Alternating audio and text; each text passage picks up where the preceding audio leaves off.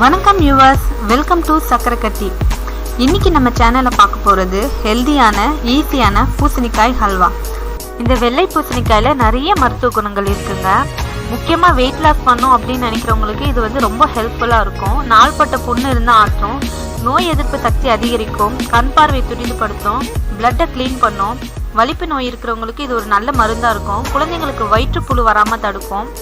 Instant pain ரிலீஃபராக இருக்கும் ulcer இருக்கவங்களுக்கு.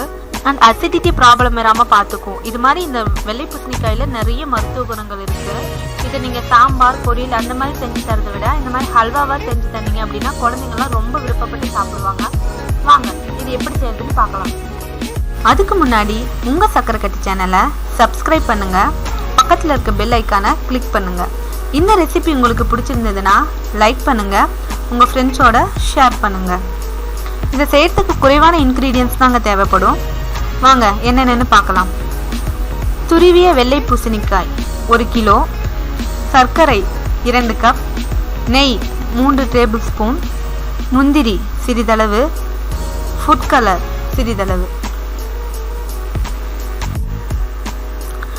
ஒரு வானல் சூடு பண்ணி அதில் 2 டேபிள் ஸ்பூன் நெய் சேர்த்துருக்கேன். இதுக்கு மொத்தமாகவே 3 டேபிள் ஸ்பூன் நெய் இருந்தால் போதும். நெய் சூடானதும் முந்திரியும் பாதாமும் சின்ன சின்னதாக நறுக்கி வச்சுருக்கேன், அதை இது கூட சேர்த்துக்கலாம். முந்திரி பாதாம் சேர்த்துட்டு அது பொன்னிறமாக வறுத்ததும் வேறு பாத்திரத்தில் மாற்றி வச்சுக்கோங்க.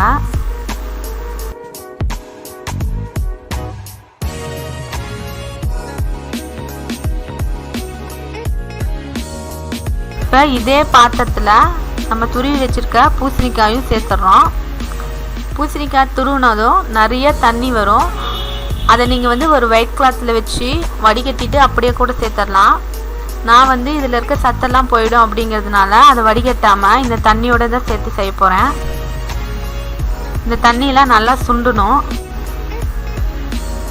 இப்போ தண்ணியெல்லாம் சுண்டிடுச்சு. இதோட சர்க்கரை சேர்த்துடலாம்.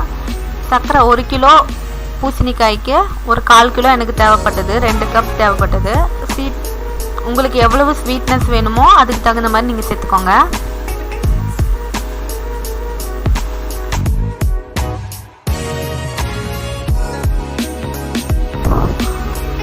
நான் இது கொஞ்சம் கலர்ஃபுல்லாக இருக்கணும் அப்படிங்கிறதுக்காக ஆரஞ்சு கலர் சேர்த்துறேன்.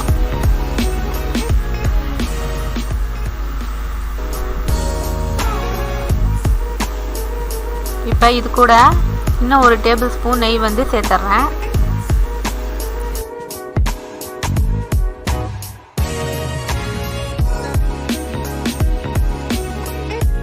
இந்த தண்ணியெல்லாம் ஃபுல்லாக சுண்டி நெய் வெளியே வரணும். அது வரைக்கும் நம்ம வந்து லோ ஃப்ளேம்லேயே வச்சு இதை கிளறிட்டே இருக்கணும். இது கொஞ்சம் வாசனையாக இருக்கணும் அப்படிங்கிறதுக்காக ஒரு 3 ஏலக்காவை சர்க்கரையோடு சேர்த்து பவுடர் பண்ணி வச்சுருக்கேன். நான் இது கூட அதை சேர்த்துக்க போகிறேன்.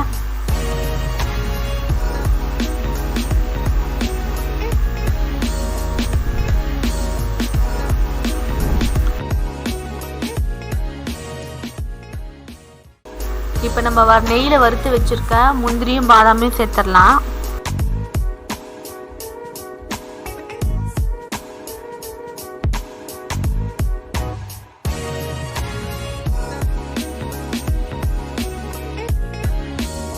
அவ்வளவுதாங்க, நம்மளோட சுவையான ரொம்ப ஹெல்த்தியான பூசணிக்காய் ஹல்வா ரெடி ஆயிடுச்சு. இதை நீங்கள் சட்டுன்னு செஞ்சிடலாம்.